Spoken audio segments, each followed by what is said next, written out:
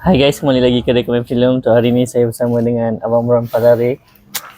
Okay, Bang? Alhamdulillah. Thank you for having me. So, saya ada soalan sikit. Bila pertama kali baca skrip Ghost in the Cell, apa yang paling mengganggu atau melekat dalam fikiran Abang terhadap watak Jeffrey ni?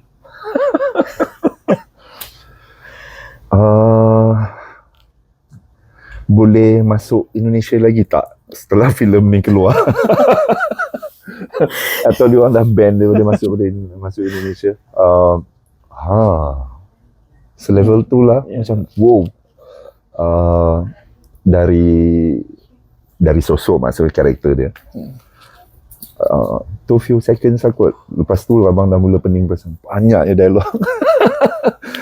macam mana nak handle? Macam mana nak handle and reality dia macam ni. Reality dia is pelakon Malaysia duduk di depan kru Indonesia, pelakon Indonesia dan extra Indonesia, dan semua dia orang tengok kita kan. Bila fikir itu je terus by working with Bang Joko as always, dia sangat menyenangkan, memudahkan. So okay lah, berjalan dengan Alhamdulillah lancar rasanya. Alhamdulillah. Tapi kalau nak tahu macam mana, so kena tengok dekat tengok kat panggung lah. So sejauh mana abang beri kepercayaan pada visi pengarah berbanding insting sendiri sebagai takun? This is one of the best question on acting. Weirdly orang tak pernah tanya. Okay, abang punya principle lah. The director is always right. Yeah.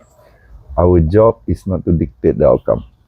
So our job is to have ideas to bring to the set, and hopefully a lot of it. But at the end of the day, the director akan jadi orang kata putus, yang bagi kata putus, dan kalau kita nasib baik, director bagi kerangka dari awal lah kan. So kita ada framework untuk kita bekerja ataupun ni, and then by the time sampai set dia yang akan refine. So obviously it's director lah, but pelakon ada tanggungjawab untuk have ideas. So kalau pelakon tak ada idea, then is cardinal sin. Ya, betul.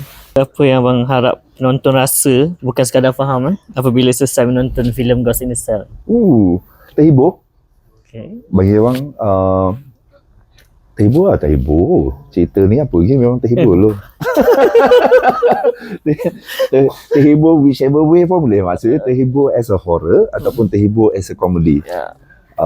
So at least kita settle bab terhibur, dan kalau dapat apa lagi lebih daripada tu, is a bonus lah.